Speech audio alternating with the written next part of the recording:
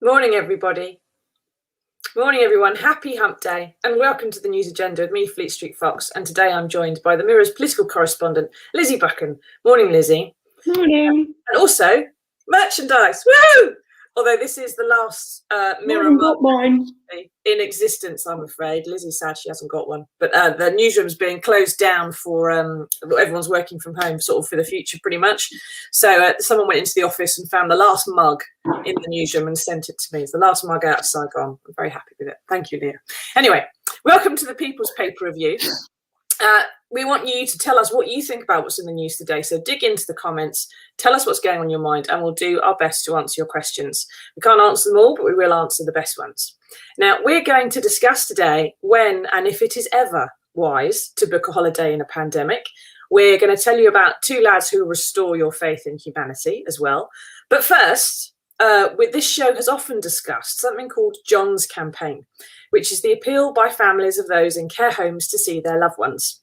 It's named for John Ross, who has vascular dementia. And on page 15 of today's Mirror, there's some good news in that these are pictures of his first trip out for a whole year with his daughter Penny. Now, he's looking happy there, but Penny says he's deteriorated in the past year. And the same can be said for thousands of those who've suffered and their loved ones have watched them fade away a bit without any family contact during the pandemic. And part of the reason for this, Lizzy, is that we don't have a care system as such, isn't it? It's because we have this hodgepodge of private providers who pay just as much attention to their liability insurance as they do to the government advice, which is only ever guidelines anyway, and who therefore even today could refuse people the right to have a trip out like John's if they just felt like it. So while this is great news for some, it's all a bit late, isn't it? Yeah, I think the pandemic has really kind of shone a light on how, I mean, you know, many people were already aware of this, but the kind of hodgepodge system that is our social care system, really. Like, you know, I think there's just such a kind of like mixture of different kinds of providers, different kinds of setups, and obviously it made it really difficult during the pandemic, particularly at the start when, you know, we saw the virus absolutely ripping through the sector. It was really difficult for the government to kind of get any kind of handle on it because they couldn't just say, like they do with the NHS, this is what we're doing.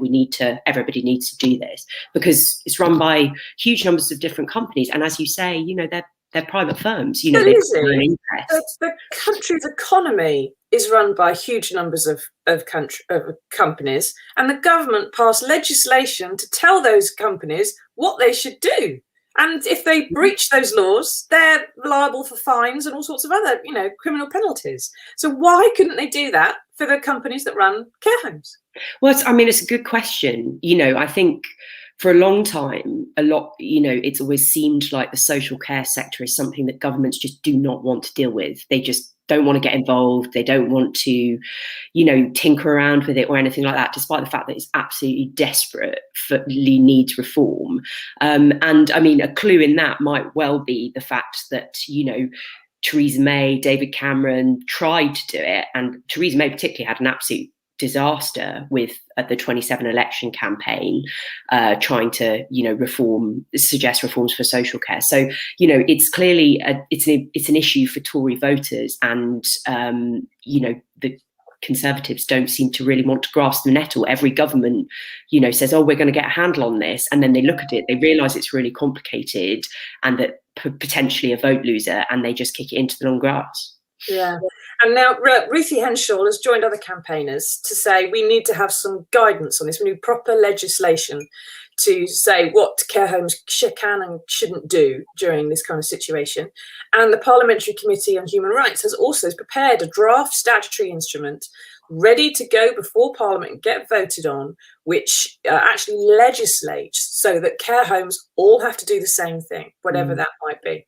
And when he took over, Boris Johnson promised us a social care overhaul. Now, we are going to get to family holidays. Don't worry about that, everybody, and keep asking us your questions. But first off, I'm going to have a look at this little video. He's promised this will be fixed. Have a peek at this. My job is to protect you or your parents or grandparents from the fear of having to sell your home to pay for the costs of care. And so I am announcing now on the steps of Downing Street that we will fix the crisis in social care once and for all with a clear plan we have prepared to give every older person the dignity and security they deserve. 2 short years ago, everyone gets the dignity they deserve. And here we are, page 2. He's putting it off again, not just the pandemic this time. It's not going to be in the Queen's speech, which his guys are writing this moment. Now, social care, I do think it's expensive overall, but it's relatively cheap, perhaps a penny on income tax for all of us. And the amount that it saves us in the long run in NHS costs and everything else is there to be had. And it's got huge public support, as Mike says there. As reported, social care won't even be in the Queen's speech. Money for Tory chums, but not for social care. But this is, despite the public support, social care, it's a new tax, it's spending, and it's poor people, isn't it? So is that why this Prime Minister isn't doing it, or does he have even worse reasons for not bothering with this? Well, it's all about money, as you say. It's about the fact that, it will cost the government money to do, or they'll have to raise taxes, and they don't want to do either of those things. Apparently, as we understand it, there are conversations going on about this in government, and they're basically the Treasury and the Department of Health have been rowing about this for a really long time, about who pays and how it works, because somebody will have to pay, and the government doesn't want to raise taxes, and it doesn't want to do things that are politically difficult. They've had this, obviously, the pandemic to deal with, and so they're kind of thinking, okay, let's not make life even harder for ourselves. But actually, we've got there's quite an interesting op-ed we've run today by Andy Burnham, the Greater Manchester Mayor, who was a health secretary when under Gordon Brown, and he suggests that we need to run social care like the NHS. Everybody contributes, everybody benefits, and he makes the good point that during the pandemic, people were horrified. The public was horrified by how little carers are paid, how little access they had to PPE, the devastating situation in care homes. And he thought it was an absolute no-brainer that the government would act, because there was so much public support for, the care heroes, basically. But we're not happened. It would be such a great legacy, wouldn't it? Not only for all those who've passed away, sadly, in care homes this year, but for the pandemic in general. If we had a better system as we came out of it, it would just seem to make so much sense to me. But when did politics ever make any sense? Now, we're going to get on to holidays, because I know most of you are asking questions about that. If you've got any experience of your social care experiences with yourself or your family, let us know. Again in the comments, let us know. We want to talk to you about it. Now, pages 8 and 9 today in the Mirror is a spread which warns holidaymakers that firms may refuse to refund you if a trip is cancelled because your destination suddenly gets added to the red list.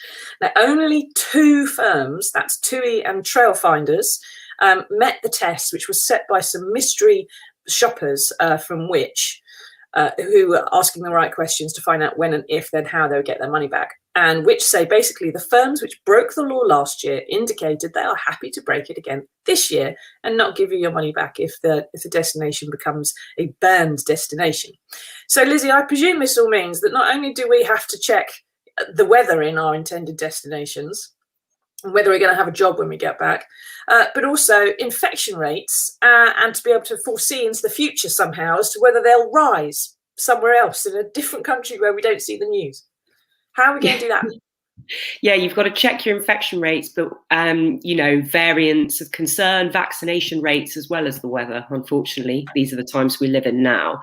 It's going to be, I think it's going to be pretty tricky for people making bookings at the moment, because we're expecting the first green list, which is the destinations you can go to without quarantining on your return, on Friday.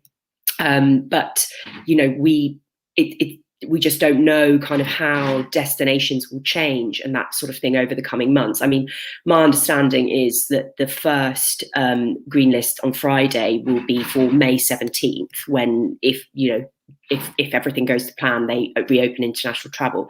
But there won't be that many countries on it. It will only be places sort of like Malta, Gibraltar, that sort of thing, that have these really high vaccination rates. Which are quite small as well. They don't have like huge numbers of hotels. They have a finite amount of space.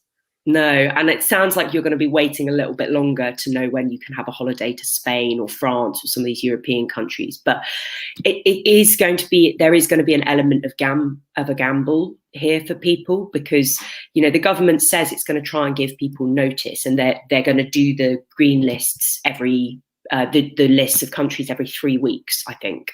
But they also say they won't hesitate to move a country into a different list if things get really bad really quickly, like you've seen in places like India, things like that. So I think, this story is really important about picking a good provider that you're really aware of, like how they're going to handle things if things change, because there is every likelihood that things could change for you wherever you go. Exactly. Now, Cassie there, what about if you've got a family abroad and you haven't seen them for more than a year? We had David earlier on saying, look, there's more variants coming in, being developed all the time around the world. You don't want to bring them in.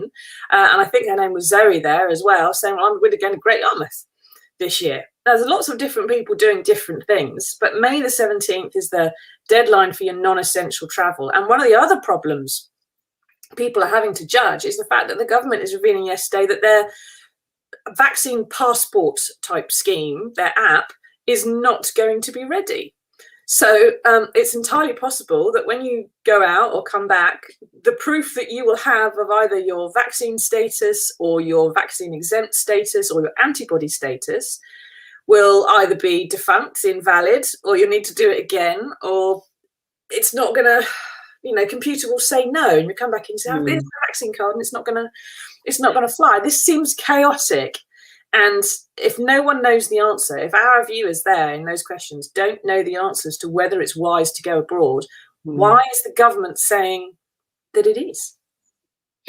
Well, I think it's a mixture of the fact of a couple of factors. I think that Boris Johnson's desperate for the kind of positive poll boost he'll get if he tells people that they can go on holiday. He wants they want to say that to let people, be freer. And it's getting harder and harder when the kind of virus situation in the UK is, touch wood, going quite well. I think it's getting harder and harder for the government to kind of justify the continued restrictions on daily life, even if people understand the fact that, keeping the borders closed has been one of the reasons that we've been able to prevent the arrival of new variants in the UK. I think, they're finding it harder and harder to justify. And then also you've got the travel industry, you've got airlines, airports, travel operators, all sorts of people who are on their knees after, continued restrictions. And obviously the airlines, the big airports are very influential with the government. So exactly, money's talking, isn't it? And they've a lot of the argument about not closing the borders at the beginning was because there were travel firms and airport bosses, the multi-millionaires, the billionaires saying, well, you can't close the travel system down, you can't close our businesses down because we'll lose millions. And that's the thing that has brought previous waves in. Now, Mike says there, morning Mike, even green list destinations are asking for tests before you go in. We don't know if NHS tests will be enough, if you've got to have a special right to fly test. There's going to have to be tests when you come back. You may potentially have another $2,000 to quarantine in one room with your entire family for 10 days afterwards. And as I think David said right at the beginning of this, previous waves of this have been seeded by foreign travel. The first wave last winter, that was skiers, was it middle-class skiers in northern Italy coming back in, and France and the Alps, who brought in a lot of the first wave of cases early last year. And then the second wave was people going to Spain in the summer holidays when the restrictions lifted after that first lockdown. So it's all very well to say, we've been vaccinated, or I'm safe, but it's not a travel corridor. You come into contact with lots of other people while you're traveling. There's lots of hubs there. And perhaps it's best to have a staycation. and something like that. But I mean, Cassie says there, if you've had both your vaccines, you still have to pay 120 quid for a PCR to come back into the UK. This is really, it's really a middle class type worry, most of it. There are people who've got family all over the place, but these are people who've got money to spend, who are desperate to think they have a human right to a holiday in the sunshine. And despite what Glynis said earlier about it raining all the time in this country, Glynis, Cyprus, at least we don't get burnt to a crisp. Joanna says, I transferred my holiday from last year to Florida in August this year. I really don't want to go. I wish they'd decide whether they're going to allow people to cancel and get a refund.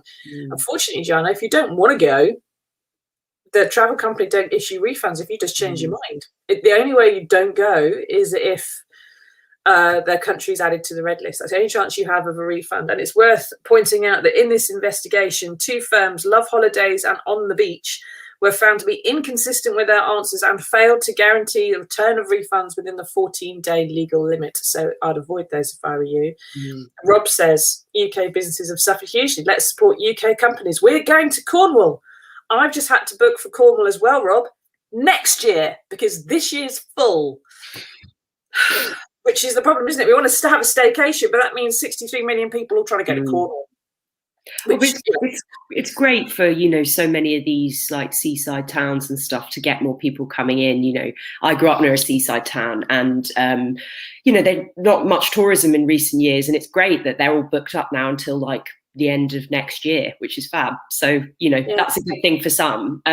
You're right. You know, it's one of those things that in the past, perhaps, you know, some foreign holidays have been really cheap, and so much more accessible to people. But, you know, even green list countries, you're going to have to get lots of different tests. You know, you have to test before you get on the plane on your return. You have to test on day 2 when you get back, and they've got to be private PCR tests, which you have to book in advance. And you should always check the testing requirements of the country you go to as well, which may also require you to pay for tests. So it's, even in a green list country, it's going to add up. Yeah, exactly. And if you're only going to book a 500 quid holiday, for example, a quick package trip, cheap and cheerful, it's not gonna work out to be worth it. Now, Matthew says, we're trying to rebook for next year as I don't want to risk contracting and bringing the virus back in. Well done, Matthew, and thank you for being so considerate of your fellow man. But I'm being charged to do so. Is this fair? No, it's not fair. It's corporate capitalism, I'm afraid. They can charge you for whatever the hell they feel like charging. They want to charge you for the seat, they can, I suppose. But that's just how it works, I'm afraid, with some of these companies. They're very greedy. Now, Nicole says, I know loads of people flying to Spain and other places and nothing is in place for testing. There have been some issues, haven't there, Lizzie, with people coming back in and saying, I didn't get chased up for my test or for my declaration or anything else, my passenger control form. The system's not perfect, is it? No, and I mean, we haven't heard much about this recently because travel has been so limited since the start of the last lockdown. Only people going for really essential reasons have been going. So we haven't really been hearing about this. But certainly last year, and right up until they basically closed the borders, we've had lots of kind of endless stories about people just turning up at airports and, you know, being waved through without showing any of the proof of the testing that they were told that they had to get. We had, you know, there was a sort of mad scramble earlier this year because somebody came in with the South African variant and had to be chased and hadn't filled their form in properly and had to be chased around the UK until they were identified. And so, you know, I'm sure we will hear more of this because it's a huge, you know, bureaucratic problem, and it does depend very much on people's honesty. Like, obviously, you know, border control can check these things, but like, you know, if there are people who, you know, if people are not taking it seriously, not quarantining on the other side, you know, there's only so much the government can do. Yeah, well, yeah, but as one of our previous commenters just said there, if travel is so important to people or to the economy or whatever, then why aren't the government making the PCR tests available at cost, at least, if not free, if it's something the government says we should or could all be doing? Now, Danny says, you mentioned the travel companies are bad. Which do you think are the best travel companies issuing refunds? It's not up to me, Danny, but the Which report says TUI and Trailfinders are the ones who ticked the boxes. So if you really must go, and you don't have to have a foreign holiday, remember, if you really must go, and you really think you should and could and can afford all these risks and gambles, then TUI and Trailfinders are the ones to go through. Kevin says, I've worked all through lockdown. I need my holiday abroad. We all want a bit of a break, don't we, Lizzie? I'd love to. There's a bit of me right now going, please open up. I would just love to have a last minute dash to Lanzarote or something for a week with my daughter, just splashing about doing nothing, not having to think about coronavirus and Boris Johnson. Just want a week off from Boris Johnson. But it's not the wisest thing in the world, is it? Kerry says, my holiday's been cancelled. I didn't even have the choice to move it to next year. They just refunded a day after emailing me. Lucky you. Took me 6 months to get my last flight back off EasyJet. And to rebook, it's an extra £1,000 on top of the original price. How is this fair? It isn't, is it, Lizzie? Go to a different company is all I can say. No, and it's, there's just so much of this stuff around, and that is the thing. It's like it's really worth, if you're thinking about booking from scratch now, really doing your research about what people's cancellation policies are and all of that sort of thing, because even though the government says it's way more in control than it was last year, we all remember. I mean, I spent a lot of time, writing late night stories about sudden changes to the travel corridors that sort of, announced at 11 p.m. on a Friday night. Suddenly having to fly home from his own family holiday. He hadn't realised. Yeah. So, it is worth doing, just really trying to make sure that you're as protected as possible if you are going to go. Because, I understand that people want to, it's been a really rough period of time for everybody, on varying levels. And I understand that people want a break. I think it's also really worth remembering when you're looking that, when I think about going on holiday, I'm imagining myself on a beach in Greece and there's no coronavirus. But wherever you go, there will be coronavirus and there will be restrictions in those countries of their own, and there will be their own challenges. So worth researching that before you go, so that you don't turn up on a beach and be told that you have to wear a mask or you can't do this and that, because exactly. Every country is facing its own challenges. Yeah, the restrictions where you go on holiday, if you're not going to get to go to the sites and see the museums or go to the beach or go to the pubs, whatever it is you want to do, then there's not much point in going, is there? Mike says, lucky to get a refund. Some friends booked with Love Holidays, and when they wanted a refund, they were told they had to ask Ryanair direct for flight refunds, and they just processed the seat booking. I had the same problem. Don't talk to me about Ryanair or EasyJet. I had a meltdown Ryanair with a hangover once, and I've never flown on them since. I don't think they'd let me on anyway.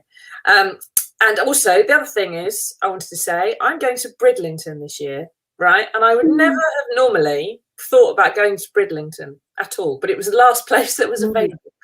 But I found a nice cottage with my family. Had a great time. Exactly, a place you don't normally go to. Everyone thinks, oh, Cornwall, oh, Wales, oh, Dorset, whatever. But going somewhere different, seeing different things. We're going to Whitby Abbey. We're going to see do the Dracula walk. We're going to go to the North Yorkshire moors. We're going to have fish and chips in Whitby. It's going to be amazing. So just try thinking, go somewhere different. Think outside the box. Go to Skeggy, right? Not enough people go to Skeggy anymore. Remember that. I keep asking your questions about holidays or social care. We do want to know what's going on with you. Kimberly says, I have a holiday in 6 weeks. It was booked 2 years ago.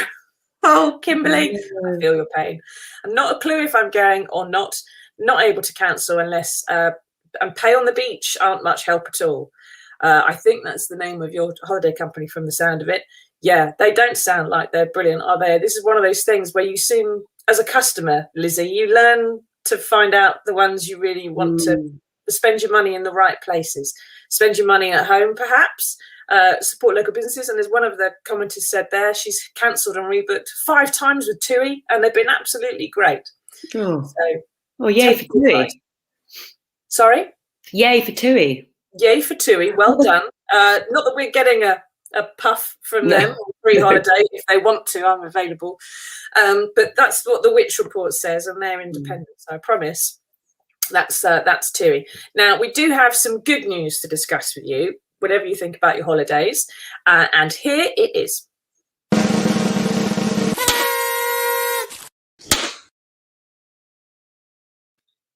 This is a great story, and it's on the front page of the newspapers. Whenever times people say there's never any good news on the front of the newspaper, there you go. I mean, it's bad news as well because someone's had their house blow up. But Two builders, Harry and Andy Hodges, they were driving down a road in Ashford in Kent on their way to a job when what seems to have been a gas explosion of some sort, certainly an explosion, ripped the roof off a house and damaged others nearby. And despite the flames and the fear, these two kicked down the door, rescued 99-year-old Ethel Hanford, there she is. Andy gave her a fireman's lift. They also rescued her son Donald, 75, and then dashed next door and saved a 22-year-old before the fire brigade even got there. I like this story, Lizzy, because this is people who are not involved. They don't have to put the boot in. They don't have to help. They can just keep on driving past, or they could call for help and watch. They could do anything, and many of us might do those things. But they went, oh no, in, boot down the door, get the granny, rescue 3 people before the fire brigade have landed. Oh, it's a great story. Yeah, it's a great story. And, you know, it's really brave. Like, you always hope that you wouldn't be a bystander in a situation like this, but, you know, who knows? But yeah, it's really brave of them. And they're just very like, I don't know, it's a great read, that story. They're really kind of, you know, they're just very like down to earth and funny about the whole thing and not making a big deal about it when actually, you know, it is quite a big deal what they did. So yeah, no, I really cheered me up, and that nice picture of them having a well-earned pint on the front page. Yes, exactly. And what's really nice about it is the fact that it is just matter of fact to them, because they wouldn't have stopped to think about themselves. They just go, well, of course, if the house is on fire, you go and rescue people. Well, why wouldn't you? It's just such a standard, normal part of what we all think and feel life should be like, and what morality and the general rules of the world. Despite the fact they're going a bit crazy in the pandemic and with this government, the general rules of the world for most of us are still aligned. You know, there's still, most people are mostly okay, which is what I've learned in 25 years of journalism. Yeah. And, you know, I spend a lot of time writing about Tory sleaze and the Prime Minister, and it's quite nice to just see, like, you know, decent people being decent and, you know, not, you know, just not out for themselves. Yeah, and they thought they were rescuing strangers, but it says here, Andy later realised that Donald, the 75-year-old, drinks in the same pub as him, and Ethel is his friend's wife's granny. So it also goes to show that even when you think you're helping a stranger, we're all connected in some strange way, which I think is just, it's a wonderful story, and it's worth your time reading if you're feeling a bit gloomy about everything else. Thank you for joining me, Lizzy. I think we might have some more questions. Have we got any others? Is Cyprus going to open on May the 17th? Do you know? Have you heard? I don't. We haven't been given any kind of, we don't know any kind of firm destinations for May 17th, but I haven't, Cyprus is not one of the ones I've heard mentioned as a possible. Yeah, they come out on, the list comes out on Friday. Yeah, so they've got to, we've been guided by the government that it's going to come the day after the local elections. So yeah, Friday. And we think there should be a press conference on Friday evening. So hopefully we'll get some questions answered from the government on it as well, and that we'll get a bit more detail on how it's all going to work. So only a couple more days to wait, hopefully. Yeah. Now, Sharon, I'm booked for June in Greece. Will it go ahead, please? It's been cancelled before, like my Jamaican holiday last September. It's been booked since 2019.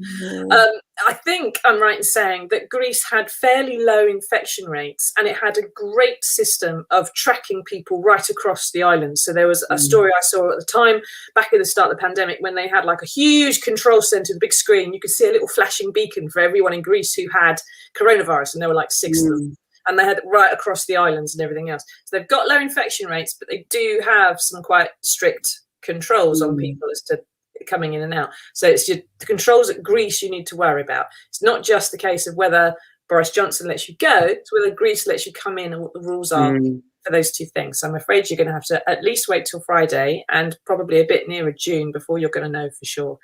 Thank you for joining me, Lizzy. Thank you, everybody, for paying attention. Let's hope we get a national care service soon. Let's hope we all get a holiday soon. And let's hope that Harry and Andy Hodges have lots of people buying them pints down the pub for the foreseeable, because they deserve it. Thanks, everybody. And we'll see you next Monday for another edition of the News Agenda. Bye-bye.